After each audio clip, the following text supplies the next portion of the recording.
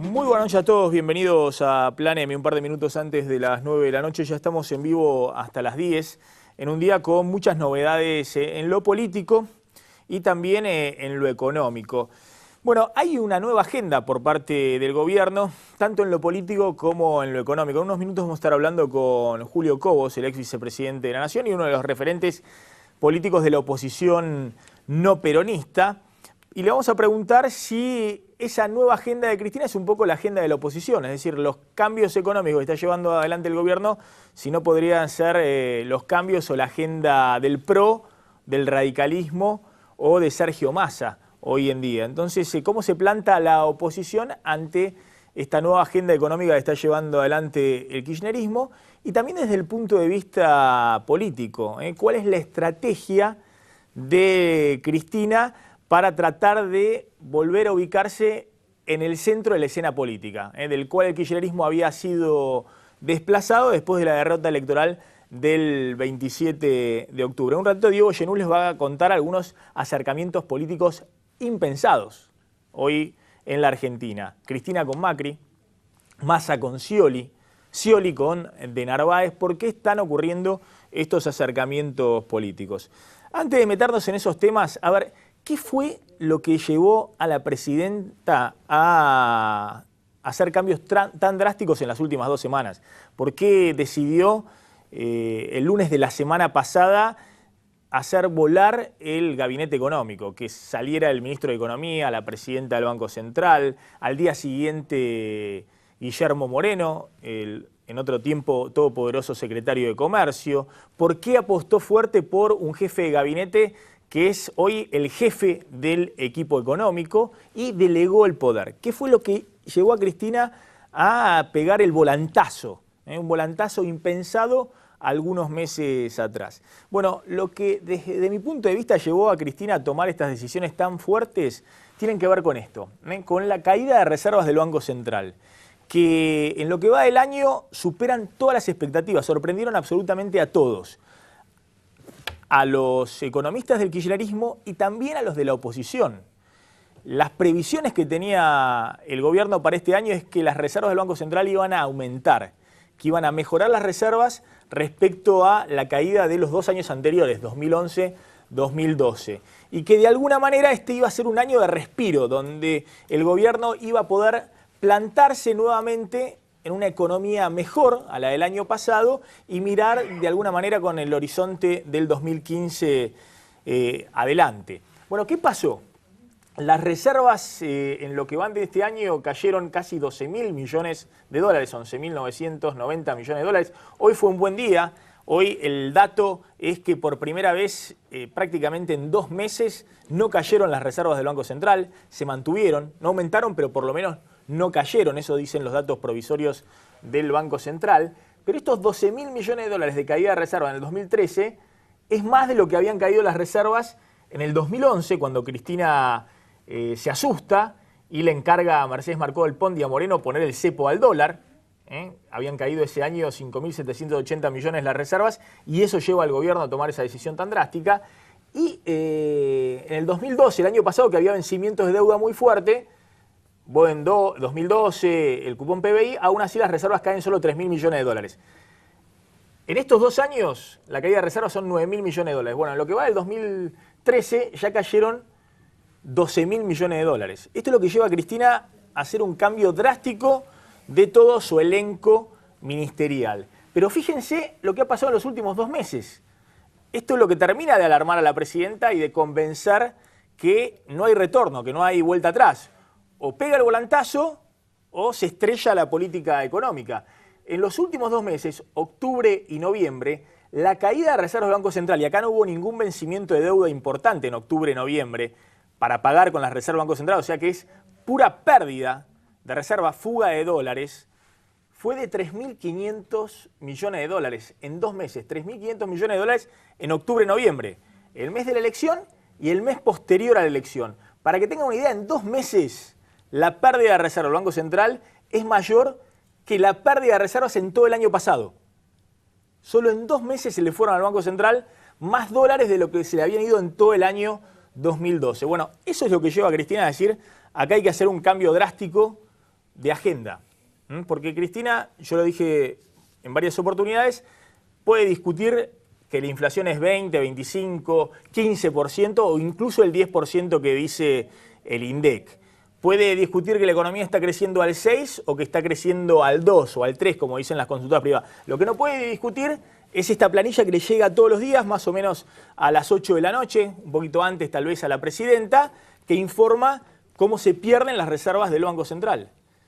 Y nunca el gobierno había sufrido esto, en 2 meses semejante caída de dólares. Y esto es lo que termina la presidenta de convencer que algo tiene que hacer. ¿Y qué hace? Cambia totalmente la agenda. Toma una agenda incluso que 2 años atrás le había plantado el vicepresidente Amado Boudou y que Cristina había elegido desechar cuando se sentía fuerte con el 54% de los votos. Ya llegó a nuestros estudios Julio Cleto Cobo, el ex vicepresidente de la Nación, y vamos a conversar con él en unos minutos para preguntarle cómo se planta la oposición ante este cambio drástico en la política oficial. Cambio que tiene que ver con la agenda económica, pero también con la política. Atención que Capitanich como jefe de gabinete, por lo menos por ahora, y le voy a preguntar a Cobos, que la conoce un poquito a la presidenta, por ahora le está dando un juego de todo el poder al jefe de gabinete. Es casi un poder delegado el que tiene el jefe de gabinete. Bueno, ¿cuánto puede durar esto? Si Capitanich no es exitoso en esta apuesta que está haciendo con Kicillof de dar un volantazo en la política económica para atraer dólares, para evitar de que en diciembre se repita esto, este rojo intenso de la caída de reservas del Banco Central, evidentemente no hay nada que discutir. Capitanich volará por los aires y tal vez antes el ministro de Economía, Kicillof. Ahora, si Capitanich es exitoso en revertir esta tendencia que era alarmante vista desde la oposición, pero mucho más desde el gobierno. En los tableros del control del gobierno, Kirchner siempre le explicó a Cristina que había que mirar con mucho cuidado las reservas del Banco Central, que eso es lo que le daba margen a la política económica y a la política en general en Argentina. Kirchner decía que si vos tenías reservas en el Banco Central podías gobernar este país donde todo el mundo se vuelve loco por los dólares apenas hay algún episodio de crisis. Si no tenías reservas en el Banco Central, era imposible, era equivalente a la ingobernabilidad. Bueno, ¿qué pasará por la cabeza de Cristina con esta apuesta fuerte? ¿Mantendrá la apuesta en Capitanich? ¿Seguirá con este rumbo? ¿O este rumbo es simplemente un ensayo transitorio? Mirá la agenda pendiente que tiene la presidenta y Capitanich, la nueva agenda económica y política, y hablamos en unos minutos con Julio Cobos. El Consejo de Administración de Repsol le dio a Cristina Fernández la mejor noticia en mucho tiempo. La petrolera española aprobó el preacuerdo que se había firmado en Buenos Aires y abrió la puerta para las inversiones en el mega yacimiento de Vaca Muerta. Repsol y la Casa Rosada habrían acordado una indemnización en torno a los 5.000 millones de dólares. Sería la forma de poner fin al prolongado conflicto que se inició con la expropiación del 51% de las acciones en 2012. El entendimiento con la compañía que preside Antonio Brufau es un paso más en la estrategia que emprendió el kirchnerismo después de las elecciones del 27 de octubre. Junto con el cambio de gabinete más profundo en muchos años, la presidenta decidió encarar una agenda que había postergado siempre. El pago a las multinacionales que iniciaron juicios en el tribunal del CIADI, el acuerdo con los holdouts y la voluntad de cumplir con las obligaciones pendientes ante el Club de París. Sin embargo, el capítulo más incómodo del giro que ensaya el gobierno todavía está por llegar. Después de 7 años de darle la espalda, la presidenta ordenó a sus funcionarios que trabajen para llegar a un acuerdo con el FMI. La misión está a cargo de la embajadora argentina en Estados Unidos, Cecilia Naón, y el representante K ante el fondo, Sergio Chodos. El organismo, que fue una presencia permanente durante la década del 90, regresará para validar el nuevo índice de precios que prepara la Casa Rosada. Además, iniciaría las auditorías del llamado artículo 4, clave para destrabar la negociación con el Club de París. Todos los movimientos apuntan al mismo objetivo: abrir ventanillas de financiamiento en dólares, dejar atrás la era del desendeudamiento y tratar de frenar la caída de las reservas del Banco Central. El giro pro mercado recibe elogios de la oposición y genera inquietud en el oficialismo. ¿Cambió la agenda de Cristina? ¿O lo que empieza a cambiar es el gobierno? Julio Cobos, gracias por venir esta noche Planeta. ¿Qué tal, Maxi? Un gusto. Bueno, gracias por venir. A ver, ¿esta es la agenda de la oposición, la que está llevando adelante la presidenta? Es la agenda de la realidad. La verdad que se ha ignorado durante mucho tiempo. Hubo un relato construido y la realidad atropelló el relato. Y si no se toman los temas de agenda en lo económico, en lo social, en lo político, bueno, me parece que el tema está más que complicado, ¿no? ¿Ustedes están de acuerdo, digamos, con esta nueva agenda económica? Después hablamos un poquito de la política. Bueno, a ver, nosotros estamos notando un cambio de forma, ¿no? Que por ahí llama la atención la normalidad que estamos intentando recuperar en el país, ¿no? Que un jefe de gabinete convoque y sea noticia porque se reúne con los gobernadores, me parece que no tiene que ser noticia, pero cuanto antes no se reunía, bueno, hoy pasa a ser una novedad. El problema es que, o el resultado bueno sería de que esto surja algo favorable, más allá de recibirlo. Hay gobernadores que vienen planteando temas como el gobernador de la Sota, el gobernador de Santa Fe, tema de los acuerdos con la ANSES, el federalismo, tienen juicio en la Corte que no han podido ser conciliados. Bueno, y así un montón de provincias que están reclamando cosas que le pertenecen a la provincia. Y en la realidad económica, obviamente, tenemos un gran problema, la inflación, el tema del déficit energético, la caída de reservas, el Banco Central. Vos recién comentabas el tema de las reservas. Yo me acuerdo que era gobernador Néstor Kirchner, el presidente, y yo le iba a reclamar siempre el impuesto al cheque porque no lo distribuía mejor entre las provincias. Para que lleguemos a los 50.000 millones de dólares de reservas, que yo me siento sobre los 50.000 y no hay dólares que me corren. Pero bueno, vos para intervenir en el mercado cambiario, como lo hacía con la regulación flota, tenés que tener unificado el tipo de cambio. Tiene que haber un dólar. Sino que tenés que ir a la CIDE a buscar plata para meter en las cuevas, como dicen que se ha hecho. Eso no tiene resultado. Y bueno, ahí tenemos un problema grande. ¿Cómo se unifica esto? Y con una inflación y con demandas salariales que, a ver, toda esta inflación que hemos tenido este año se comió el aumento salarial que se le dio a los trabajadores, el 25, 26, 27. ¿Y ahora qué van a reclamar? Si no hay una política consensuada, que yo sé que al gobierno no le gusta hablar de meta inflacionaria porque dice, no, eso no sirve.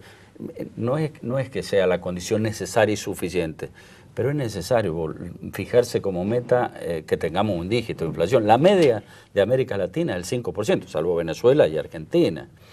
Entonces, bueno, hasta ahora hubo un relato que se ha ido cayendo como hoja de otoño, y bueno, y ahora comienza la realidad, y el gobierno no tiene otra salida que tomar los temas de agenda de la sociedad, que es la agenda de la oposición también, ¿no? Después vamos a hablar un poquito con una mesa económica de algunos temas más técnicos, ¿no? Pero, bueno, esto que usted dice que Kirchner decía de los 50.000 millones de dólares que él tenía como meta y de ahí no bajarse. Y lo superó, se llegaron a 52.000. Sí, yo estoy convencido que eso... Kirchner se involucraba permanentemente en los temas económicos. Cristina no entiende la economía como entendía Néstor Kirchner. Ahora, estoy convencido de que Cristina sí está preocupada por el tema de las reservas. Lo estaba en el 2011, cuando ve que le caen 6.000 millones de dólares de las reservas. Lo que pasa es que ensaya con una fórmula equivocada, el cepo al dólar. No, y eso se da cuenta que eso no le funcionó y ahora va con una fórmula totalmente distinta a la del cepo al dólar, totalmente cambiada. Sí. Cuando se da cuenta que en un año le cayó más que en los 2 años anteriores la reserva del Banco Central. Ahora, usted la ve a la presidenta involucrada con esta agenda, más allá de la necesidad evidente que tiene de buscar los dólares. Conociéndola a Cristina, ¿es una agenda que Cristina puede sostener los próximos 2 años y por ahí bancarse 6 meses de no tener resultados concretos? Porque estamos hablando de inversiones, las energéticas, es que, mire, los créditos internacionales, no son cosas que llegan para la fiesta, para diciembre, son cosas que se pueden esperar para después. Hay un camino que ha optado que es recomponer con el FMI, recomponer con el CIADE, con el Club de París, porque se están necesitando dólares de afuera, préstamos. Y el déficit energético no se soluciona de un día para otro. Yo lo escuchaba cuando ocurrió esto de Repsol, un acuerdo necesario, innecesario fue lo que se hizo, que era una confiscación a las patadas de prepo y descalificando, entonces se perdió mucho tiempo y eso nos afectó en la confianza. ¿Ustedes estaban en contra de la estatización de YPF? No estábamos en contra. Primero, en muchos casos te decíamos, teníamos que tener en cuenta que hay una ley ya que el dominio originario se lo reconoce a las provincias y decíamos más que una empresa nacional, que es una empresa federal, porque es una empresa nacional con el recurso de las provincias. Y por otra parte decíamos, si se va a expropiar, que se sepa los números, para eso hay un mecanismo de expropiación. No se puede decir no vamos a pagar nada, no van a deber a nosotros y después terminando de acordar lo que nos ha generado más de 1 año y medio sin inversiones y forzosamente se va a ese acuerdo porque está paralizado los acuerdos con Chevron o con seguramente algún proceso de impugnación, por eso intervino Pemex, que está interesado. Bueno, hay una relación ahí un poco tortuosa, innecesaria, que se ha transitado, bueno, y se llega ahora con esto que hay que pagar. Pero lo cierto es, cuando la presidenta anuncia la estatización de YPF, dice que lo hace para recuperar la soberanía energética, y hace alusión a que el déficit de energía era de 3.000 millones de dólares, y cuando en el 2010 tuvimos superávit de más de 2.000 y pico millones. Bueno, ahora llevamos a octubre 6.000 millones de dólares de déficit y de importación más de 10.300 millones. Eso no se arregla de un... Hoy el ministro creo que anunció Plan Gas 1, que se viene anunciando desde mucho tiempo. Una serie de anuncios energéticos que anunció Kicillof. Son migajas acá, un plan de fondo, cambiar la matriz energética, inversiones a largo plazo, lo que hace falta. Entonces, mientras tanto el gobierno, estas caídas de que si llegamos a bajar el piso de los 30.000, va a ser simbólicamente muy fuerte el mensaje hacia los mercados, hacia el gobierno. Entonces está desesperado tratando de ver cómo suple esa caída de reserva, obviamente con financiamiento, porque va a seguir la caída o el déficit por el tema energético, y porque también necesitamos recomponer relaciones con otros países que producto de la restricción de importaciones, prácticamente el Mercosur lo hemos aniquilado. Todos los días lo escuchamos a Mujica quejándose por este tema, ¿no? Así que la realidad ha superado el relato y bueno, el presidente no tiene más remedio que tomar estos temas. A ver, tal vez si el resultado electoral el 27 de octubre hubiese sido otro, tal vez la presidenta hubiese apostado alguna ficha más a lo que venía haciendo hasta ahora. También pudo haber influido la derrota electoral en distritos importantes, sobre todo en la provincia de Buenos Aires. Ahora, por primera vez en 6 años, Cristina delega el poder. Sí. Es decir, por primera vez hay un jefe de gabinete. Hay que ver si aprendió a delegarlo. Es que está en la con más poder de lo que tenía Alberto Fernández, que era socio inicial del... Bueno, claro, pero Alberto Fernández era. Yo creo que el último jefe de gabinete fue Alberto Fernández, ¿no? Con un poder, Yo he estado en el trato con el gobernador, llamaba a los ministros, ordenaba, que es lo que le corresponde, además de coordinar, porque tiene un estatus superior, inclusive a cada ministro. Pero hay que ver si Capitanía, hasta ahora lo vemos muy bien intencionado en la forma de dialogar con la prensa todos los días. No sé si es necesario todos los días, porque para dialogar también hay que anunciar cosas. Hasta ahora son expresiones de deseo. Pero acá hay que decir, tenemos este problema y esto es lo que nosotros vamos a proponer. O nos abrimos a la discusión de esto y vamos a generar un debate, como dice que lo va a hacer con los bloques de la oposición. Pues la verdad, lo que queremos la oposición es tratar de ayudar al gobierno. La presidenta ha dicho, queremos escuchar ideas, propuestas. Bueno, para ayudar hay que dejarse ayudar. Y la presidenta tiene, ojalá que a lo mejor este periodo de reflexión que ha tenido por su salud, haya aprendido a delegar, cosa que es necesaria. La presidenta tiene que estar para otras cosas, para las relaciones internacionales, para la defensa que se ha descuidado. Bueno, y confiar en el jefe de gabinete, ¿no? Ahora, de esta agenda que ha anunciado Capitanich, ¿no? Por ahora no hay nada concreto respecto a la inflación, tampoco hay nada concreto de qué se va a hacer con los subsidios en el área metropolitana, que es el gran tema del déficit fiscal y de la emisión monetaria. Tenemos no solo subsidios, bueno, el 70% en energía y en transporte han crecido menos porque se ha trasladado el tema metropolitano a Macri, al gobierno de la ciudad. Pero en energía el 70% ha crecido los subsidios, ¿no? Cuando la recaudación ha crecido inflación, un poquitito más. Pero además tenemos el gasto público, que tiene que ver con la cantidad de empleos públicos que se han incorporado en todos los niveles, y que eso también incrementa el gasto. No solo es tema subsidio, los subsidios sociales han pasado a ser, digamos, la cenicienta de los subsidios.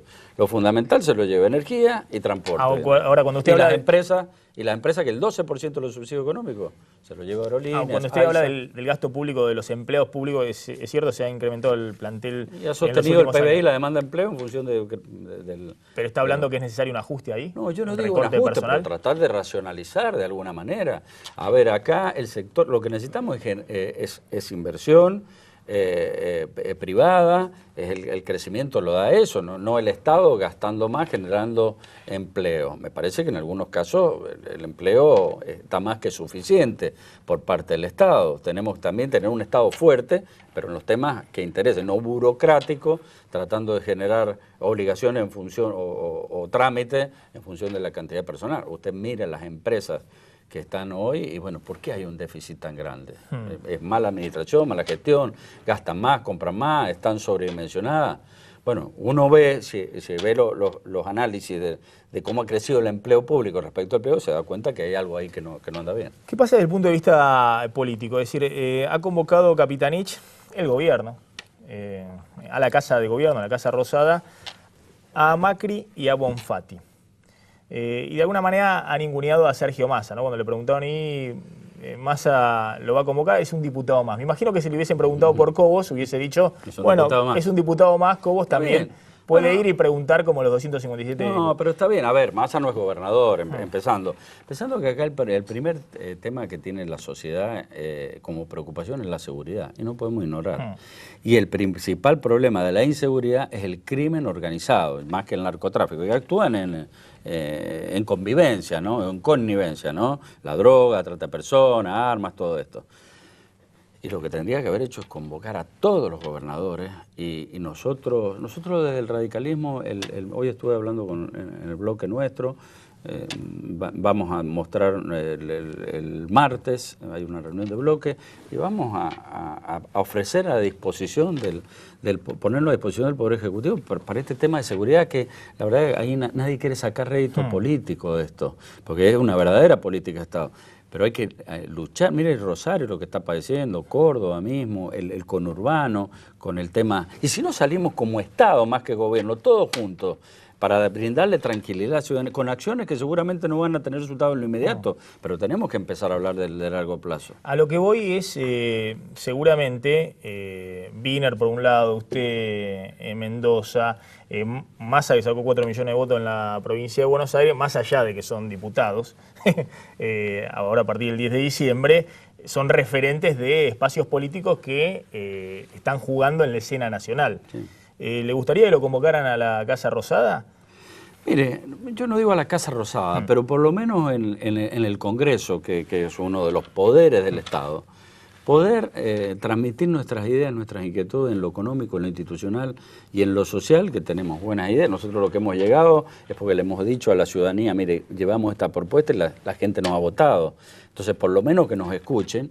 Y bueno, y si es la Casa Rosada o es el jefe de gabinete, la verdad que no me interesa. Lo importante es que haya un mecanismo de intercambio y de diálogo que hace falta en la democracia. ¿No hay una estrategia del 30 gobierno, años que vamos a cumplir ahora. ¿No hay una estrategia del gobierno de elegir el adversario político? Es decir, encontrar en Macri el adversario político. Bueno, puede ser. Perfecto, porque Cristina tal vez está preocupada por Scioli y por Massa, y fuera del peronismo por Wiener y por Cobos. Todas estas cosas se pueden hacer, ¿no?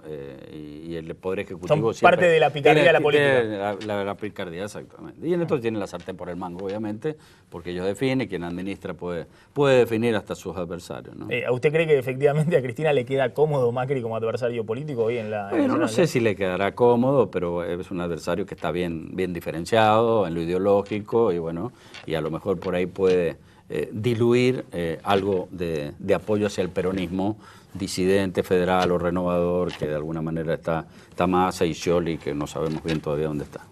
¿Qué pasa con el radicalismo? Porque ustedes siempre critican las actitudes del peronismo y se suele decir que los peronistas son incorregibles, pero parece que los radicales también son incorregibles. Sí, en el sentido de que tienen un referente, que es su caso, que ganó muy bien en Mendoza con un gran caudal político y tiene la idea de proyectarse a nivel nacional. Tienen uno, no sé, tal vez hay algún otro dando vuelta con ese nivel de conocimiento. Uno puede estar a favor o en contra, pero dicen, bueno, en el radicalismo hay uno, en el socialismo hay uno.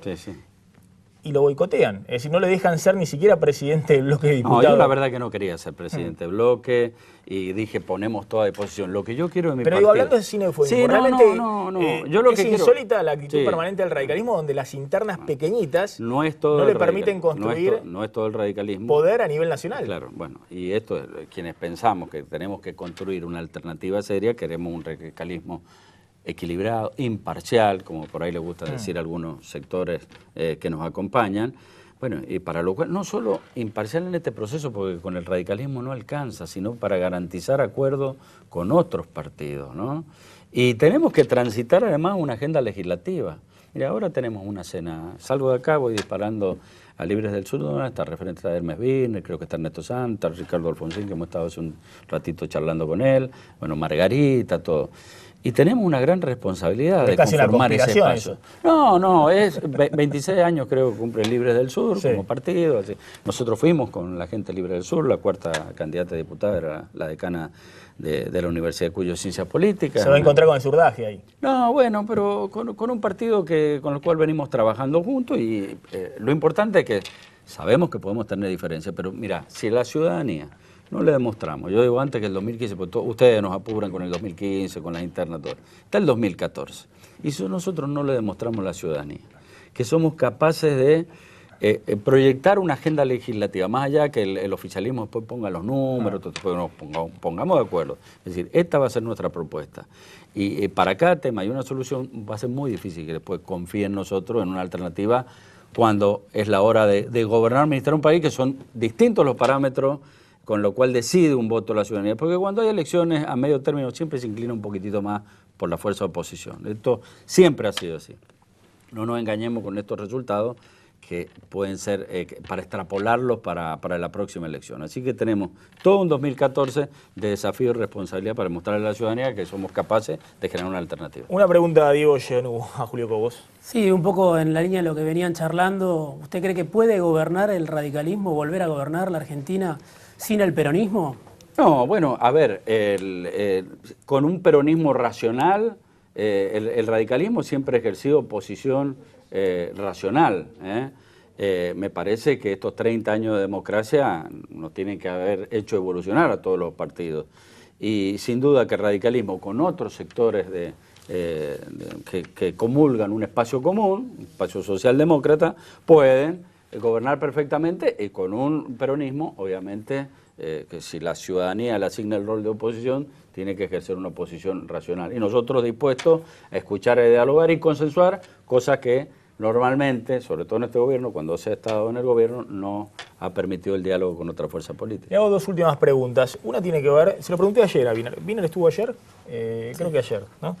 Le preguntamos si se imaginaba hacia el 2015 una interna con usted. Es decir, Birner Cobos, Cobos Birner, para definir un candidato presidencial de un espacio amplio donde confluyeran el radicalismo y el Frente Amplio Progresista. Bueno, yo me imagino, no sé si es Birner, Cobos, Sanz, Alfonsín, Margarita, los candidatos, lo que sí me imagino es un espacio socialdemócrata, donde esté el socialismo, esté GN, esté el radicalismo. Veremos después dentro de la estrategia. Interna. Y todos, bueno, en una primaria, sí. Después la estrategia dirá si tenemos que hacer el esfuerzo para consensuar una fórmula o si la primaria puede potenciar y el candidato que surja de ahí, si vos no ganás la primaria, no te hagas los rulos de ganar una elección definitiva, ¿no es cierto? Entonces, de ahí puede surgir un candidato que no sea simplemente testimonial, sino potenciado con un cierto respaldo de la ciudadanía que le dé en las primarias. Así que creo que sería lo lógico y es una obligación de nosotros, a ver, de los partidos conformar ese espacio. Y vos que mencionabas, los dirigentes nacionales que tienen algún peso, bueno, funcionar de catalizador para tratar de confluir en ese espacio.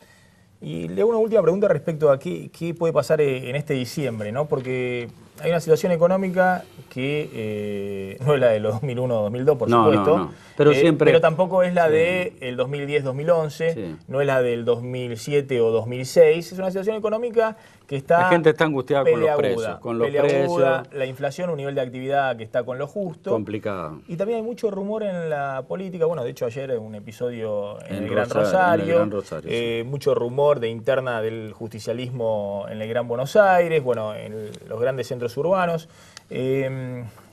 Digo, ¿no es necesario un consenso político para tratar de desactivar algún tipo de movimiento social o saqueo hacia fin de año, como hubo el año pasado? Hubo el año pasado. En eso tenemos que nosotros poner por encima toda la estabilidad institucional y social. Obviamente que esto no conduce a nada. Tenemos que ser muy respetuosos y atender, sí, los problemas sociales más acuciantes, ¿no? Indudablemente que la inflación, todo lo que ha ocurrido, el salario ya se ha depreciado lo suficiente, las cosas navideñas normalmente suelen aumentar porque son estacionales y bueno, la gente por ahí se desespera, pero en esto creo que tenemos que poner paño agua frío y el gobierno actuar inteligentemente llamando a la calma y atendiendo los temas más acuciantes. Cobos, gracias por haber estado No, ha sido un gusto. esta noche en Planeta. A ver, escúchenlo a Axel Kicillof hace un ratito con Debido en el microcine del Ministerio de Economía, ratificando la política de subsidios oficial. Era un anuncio para empresas pyme del sector energético, pero después haciendo una encendida defensa de los subsidios. Y uno se pregunta, primer cortocircuito con Capitanich, porque Capitanich hace unos días hablaba como chaqueño y decía, miren, hay una inequidad enorme entre el porteño o el que vive en el Gran Buenos Aires y tiene la luz a un tercio o a la mitad de lo que lo tiene el mendocino o el rosarino o el que vive en Córdoba. Míralo a Kicillof. Ha sido muy criticada la política de subsidios que tanto el presidente Néstor Kirchner como la presidenta Cristina Fernández de Kirchner y con el ministro Debido siempre también en funciones han defendido, y también por nuestra parte lo hemos defendido porque sabemos que el hecho de ir tal vez en contra de ese pensamiento que parece muy sencillo, que es decir, cóbrenle a todo el mundo la energía lo que vale, y lo que vale es lo que la cobra el mercado mundial, sabiendo las enormes oscilaciones de los precios internacionales del petróleo. Y fíjense si tenemos que someter a nuestra industria y a nuestro pueblo a esos movimientos que no solo son oscilaciones de carácter económico, sino muchas veces de carácter financiero, especulativo, que afecta el precio de los combustibles, el precio de las naftas, el precio de los crudos, el precio del gas. Bueno, no se entiende mucho el argumento de Kicillof, porque el precio de los combustibles, el precio de la nafta aumentaron el de YPF 80% en 20 meses. Es decir, y no es que el petróleo subió 80% en los últimos 20 meses. Es decir, los precios de los combustibles vienen aumentando despiadadamente en los últimos 2 años. Lo que sí está congelado solo en el área metropolitana es la luz y el gas. Y ahí no tiene nada que ver con el precio internacional, digamos, porque el rosarino paga 2 o 3 veces la factura del que paga el porteño, lo mismo el cordobés o el mendocino. Entonces no se entiende mucho si Kicillof ahí patina con el relato y que choca con la necesidad, ¿no?, de lo que ha dicho Capitanich, que necesitan recortar un poco los subsidios energéticos para reducir el déficit fiscal. Ya estamos con Sebastián Schreinberg, que es economista de la Fundación Pensar. Gracias, Sebastián, por venir. Y con Rodrigo Álvarez, director de la consultora analítica. Bueno, a ver, esta agenda que ha planteado el gobierno desde el punto de vista económico, ¿qué le falta todavía para cambiar la situación de que el Banco Central pierde reservas? Hoy no perdió, hoy no hubo caída de reservas, pero tampoco recuperó y tiene una caída en los últimos 2 meses enorme. ¿Qué es lo que le falta todavía para despegar, para ponerse en control de esta situación económica? Bueno, creo que lo principal, lo que hemos visto hasta ahora, que es bueno, es que el gobierno nuevamente se sitúa en el centro del ring, recupera las expectativas. Hay un voto de confianza respecto a estas medidas porque, digamos, hay una mayor cercanía con la realidad. Uno observa que las medidas empiezan a tomar cierto contacto con lo que es la agenda que se venía planteando hace mucho tiempo, ¿no? Problemas evidentes que necesitan soluciones. ¿Qué es lo que deberíamos estar viendo? Bueno, el primer paso, las expectativas, lo podemos dar como superado, más a partir de la salida de Moreno, que fue, la verdad, que un elemento que cambió el escenario. Lo que deberíamos ver ahora es que cuáles son las medidas que efectivamente empieza a tomar el gobierno, porque como bien planteabas en la editorial, las reservas internacionales se siguen cayendo al mismo ritmo que antes del cambio de gabinete, o más acelerado aún. Entonces, me parece que el gobierno concretamente está mostrando, por un lado, que va a buscar dólares afuera, y esto es evidente, pero los dólares del exterior van a tardar varios meses en llegar, ¿no? Entonces, ahí hay toda una transición. Y en el mientras tanto el gobierno va a tener que tomar alguna decisión de restringir los usos de los dólares. Tomó una decisión de cepo al ahorro, probablemente tenga que tomar alguna decisión de cepo al gasto. Y esa decisión de cepo al gasto, a la pérdida de dólares, es la que deberíamos ver en el corto plazo y tendríamos que ver cómo se instrumenta.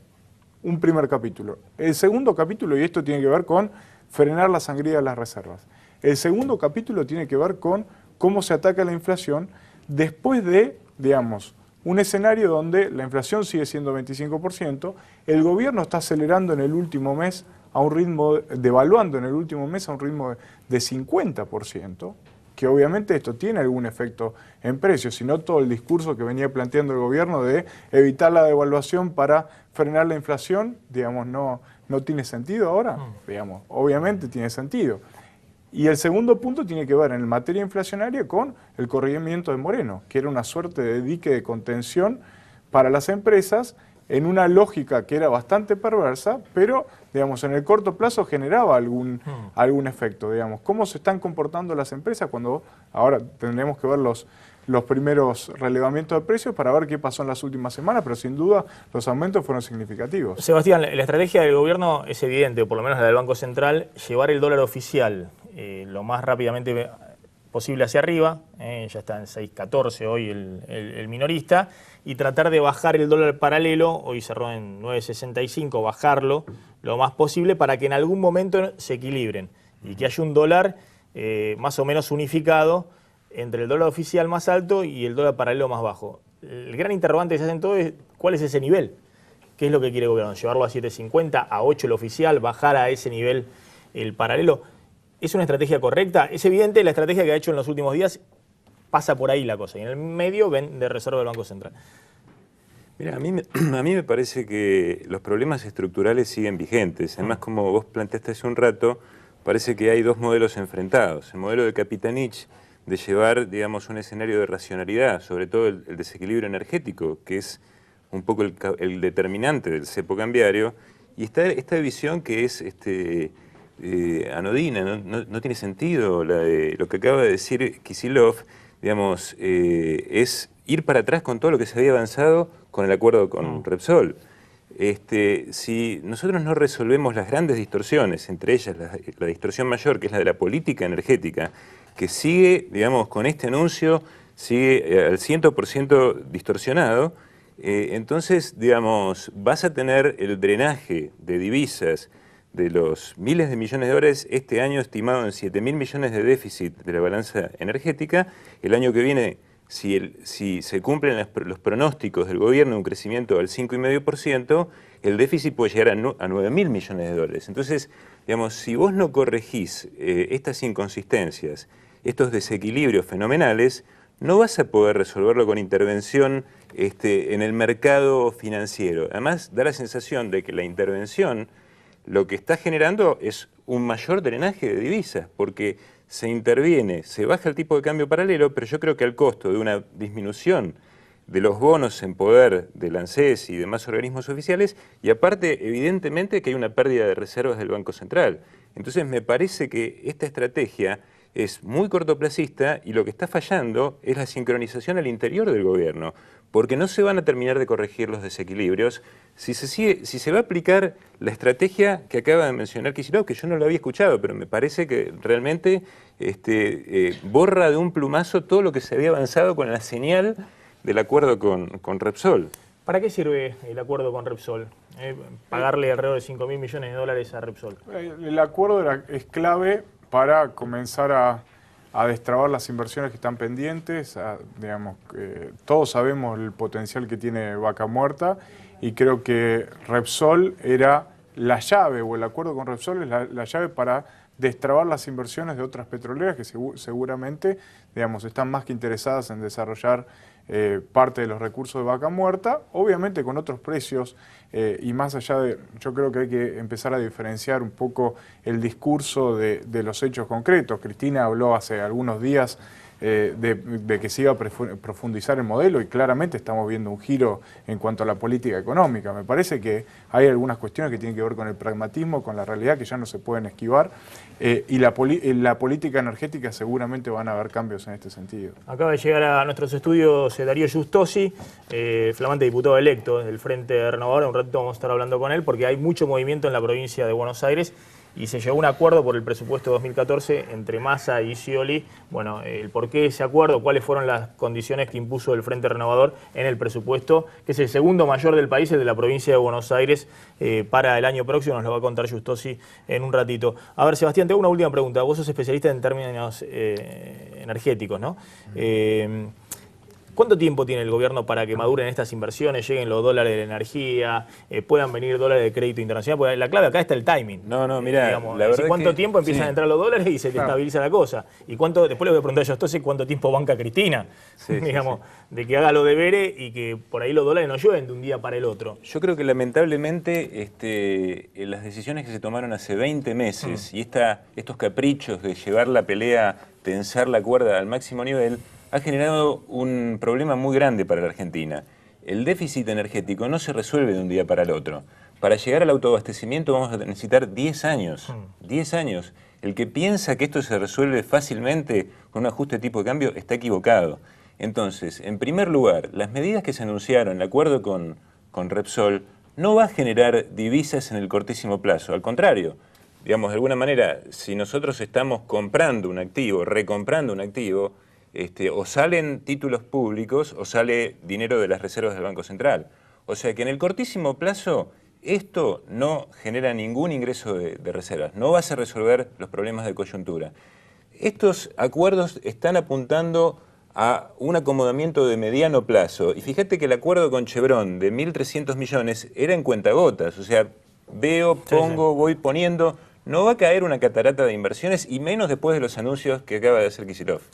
Gracias a los dos por haber estado esta noche en Plan M. Vamos volando una tanda y cuando volvamos a hablar con Darío Justosi, le voy a preguntar por qué volvieron a dialogar Sergio Massa y Daniel Scioli. ¿Fue por la gestión concreta de la provincia de Buenos Aires, que está muy complicada financieramente la provincia, o tiene que ver también con una señal a la Casa Rosada?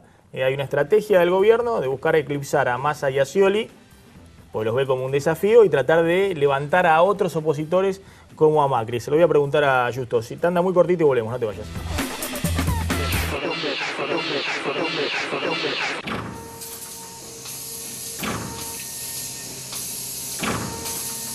Sumi Industrial, Sociedad Anónima, una fortaleza en aceros. Protege la salud de tu familia con APRES, cobertura médica. Desde 1974, brindando el más alto nivel en servicios médicos. Con el respaldo del Sanatorio Modelo Quilmes. Planes para empresas, planes directos, medicina laboral y por desregulación de tu obra social. Modernos centros médicos. Accede a un plan acorde a tus necesidades llamando al 0800-666-3640 o en www.apres.com.ar. APRES, yo te protejo. Relojes Feró, para marcar los momentos inolvidables. El mejor regalo para ella, para él y para vos. Con su colección de diseños exclusivos. Relojes Feró, adquiéralos en las joyerías y relojerías más importantes del país. Osmédica, la obra social de los médicos y todos los trabajadores activos, inauguró en Temperley una nueva delegación para la atención de los beneficiarios de la zona sur del Gran Buenos Aires. Gestione allí autorizaciones, opciones de traspaso, afiliación de grupos familiares, renovación de credenciales y otros servicios. Desde ahora seremos un vecino solidario más y nos encontrará cada día en Almirante Brown 3351 Temperley. Informes 0800 999 5396. Una razón más para estar con nosotros. Osmédica, la obra social de los médicos y de todos.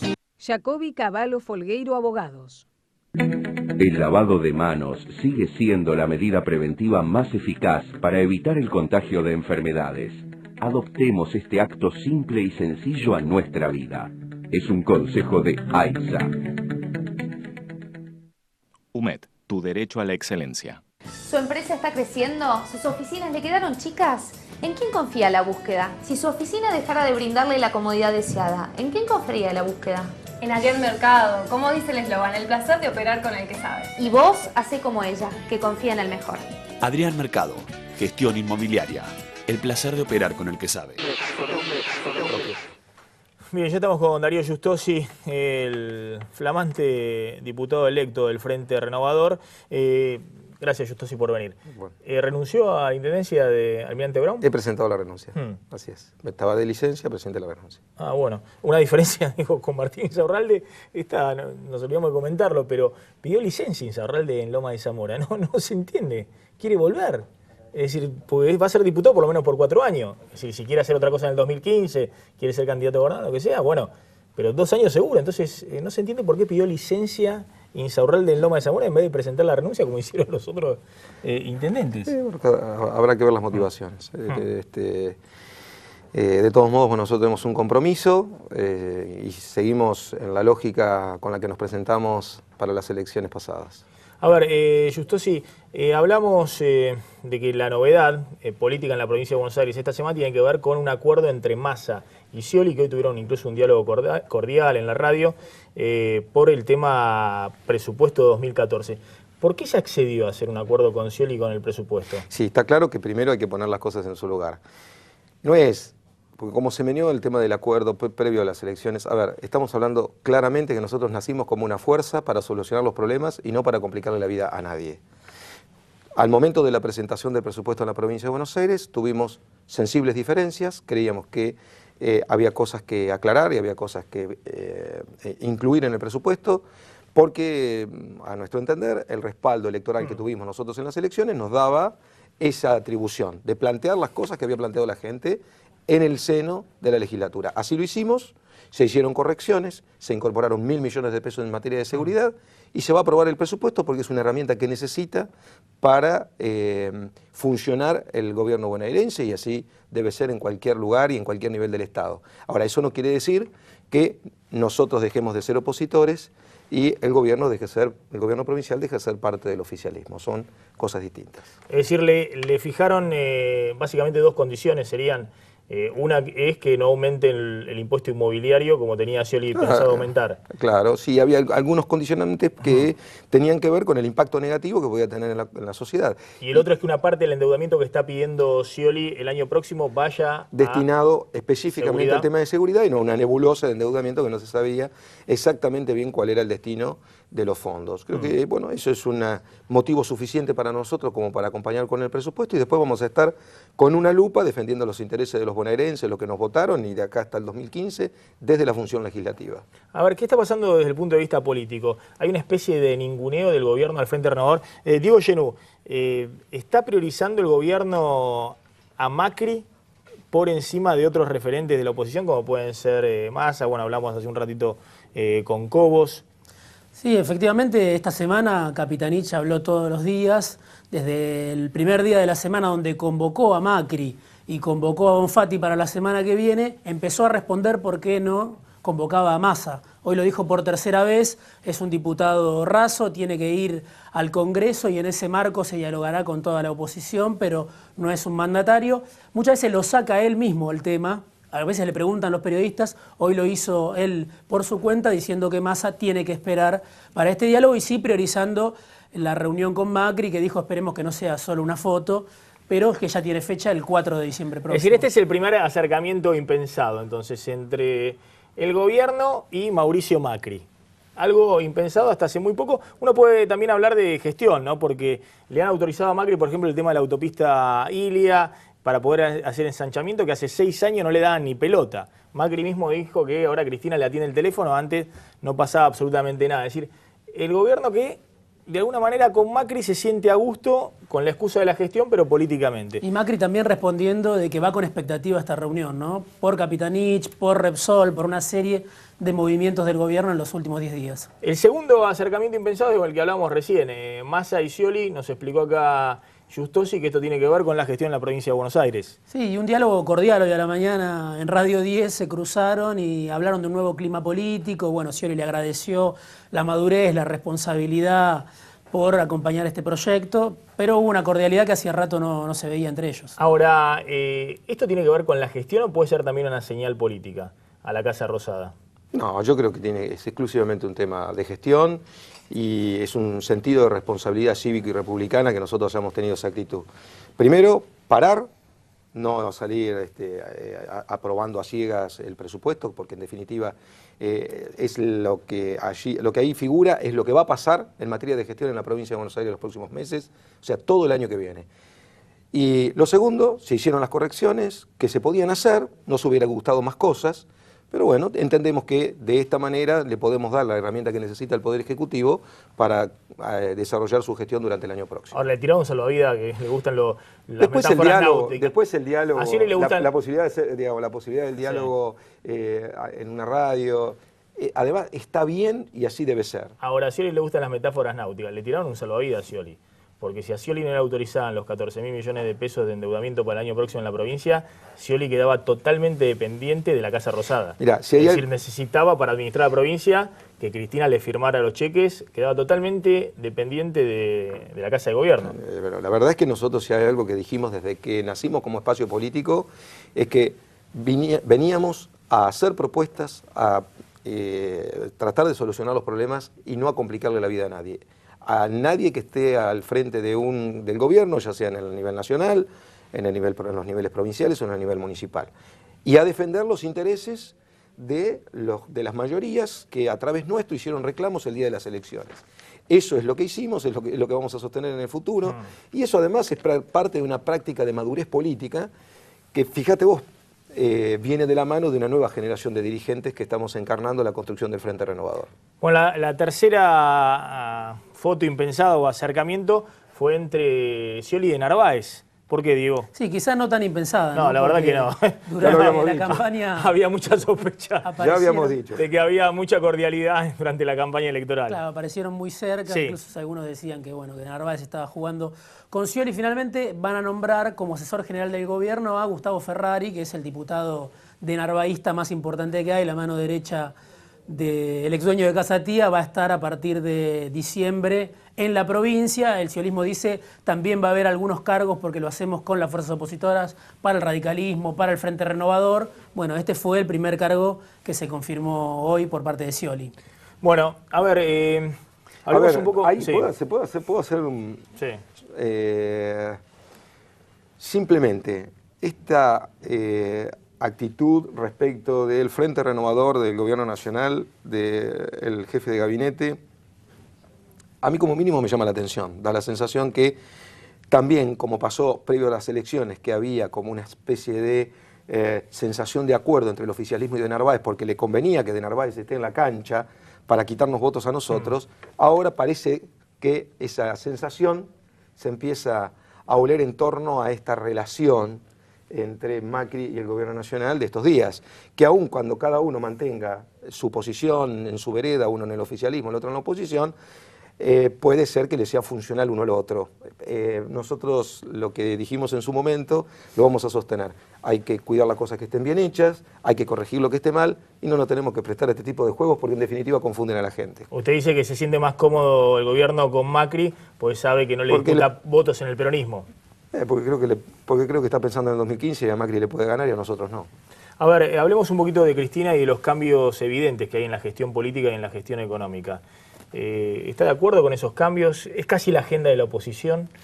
¿Cree que son sostenibles esos cambios? En parte sí. ¿Que Cristina va a seguir con esta sí, agenda? En parte sí, en parte son cosas que se venían pidiendo. Algunas decisiones están bien encaminadas, otras apenas estuvieron bien encaminadas, empiezan a hacer algún ruido.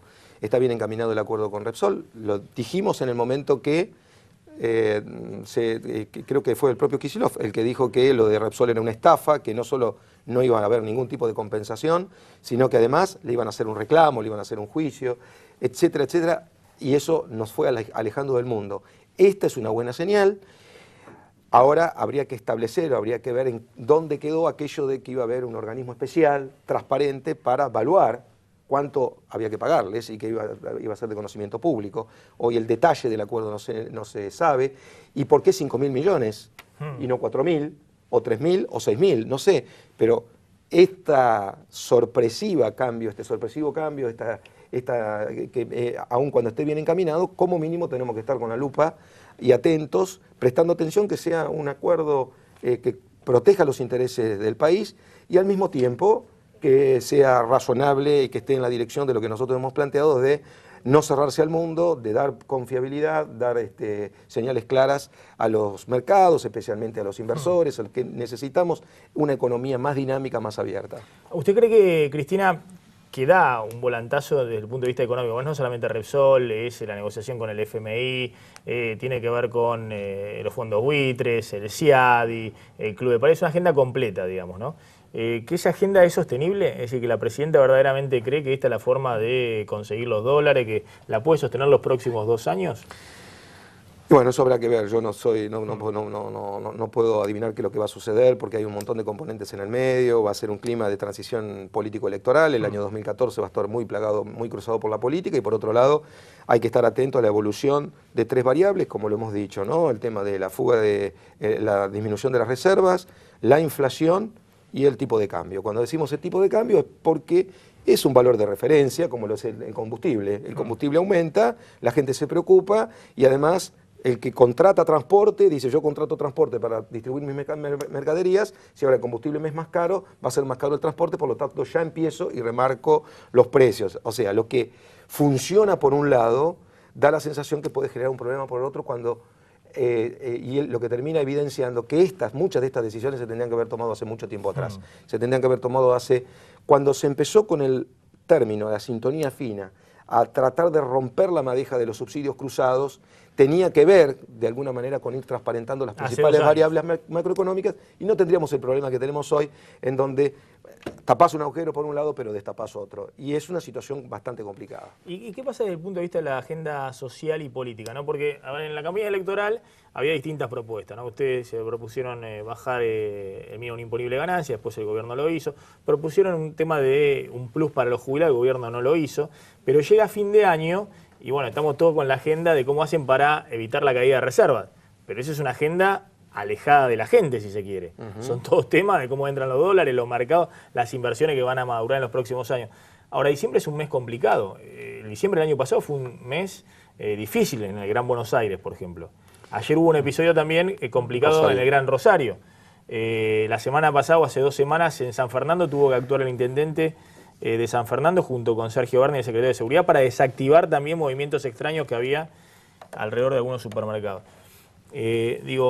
Hay un problema ahí latente. El gobierno también debería ocuparse con alguna medida adicional de fin de año, del tema social, planes sociales. Es muy difícil implementarlo en cuestión de días y más que finalmente por el estado de las finanzas, el estado del presupuesto, el déficit presupuestario y demás, tampoco se puede inventar demasiado. Lo que creo yo que hay otro componente. Hay un cierto estrés social. Y el estrés social no sé si tiene que ver directamente con la cuestión económica. En parte sí, obviamente por los aumentos, esto que por un lado te dicen o nos dijeron que se podía comer con 6 pesos por día, o que el pan no sé a cuánto estaba y resulta que cualquiera sabe que el precio de los artículos de primera necesidad, los precios de los artículos de primera necesidad han aumentado mucho en la Argentina y no han evolucionado de la misma manera los ingresos, especialmente del sector informal de la economía, que son los sectores más necesitados.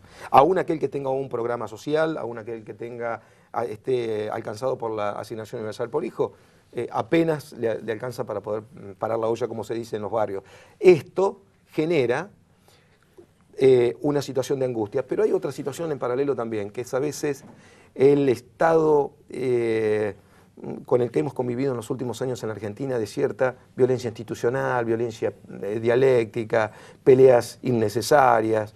Esperemos esto, por ejemplo... Bueno, eso cambió el gobierno. Por lo menos las últimas 2 semanas no sé, porque esto hay un tono totalmente distinto. Pero con nosotros, por ejemplo, evidentemente no cambió, porque si dicen, nosotros no vamos a hablar con el Frente Renovador, que tenemos 4 millones de votos detrás, es una manera de incluso negarse a sí mismos, es negar su propia estrategia, es finalmente no generar la confianza que necesitamos, y eso genera estrés.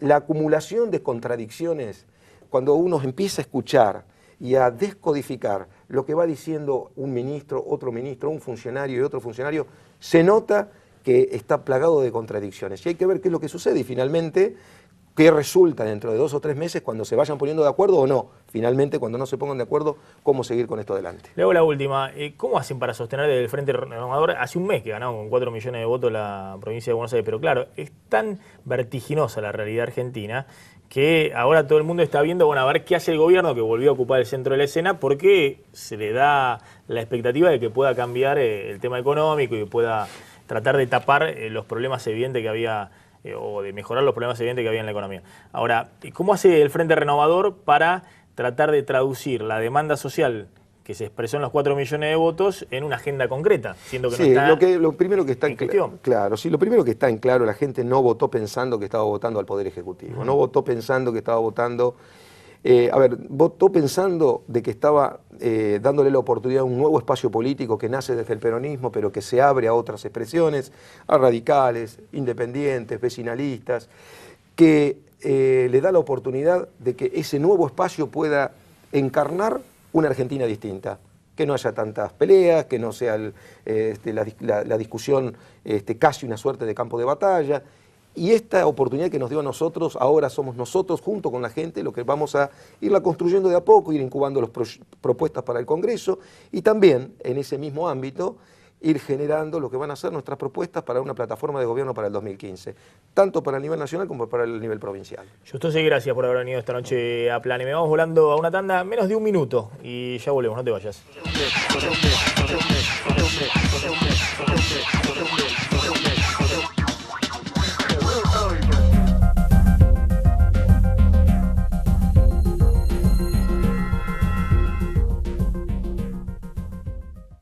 Excesos en comidas y bebidas. Pregúntele a su farmacéutico.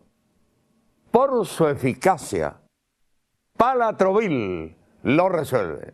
Palatrovil, una fórmula de origen natural con excelente acción hepática y vesicular. ¿Sabés qué significa Telecentro? Una familia feliz. ¿Qué tal, Martínez? ¿Ya tiene lo que le pedí? Sí, señor. A la tarde se lo estoy enviando. Ok, lo espero. Muchas gracias. Hasta luego, señor. Buen día. TV digital, más internet, más telefonía. Y ahora con 10 megas Wi-Fi. Por solo 314 pesos final por mes por 12 meses. Llama ahora al 3969-2222. Telecentro.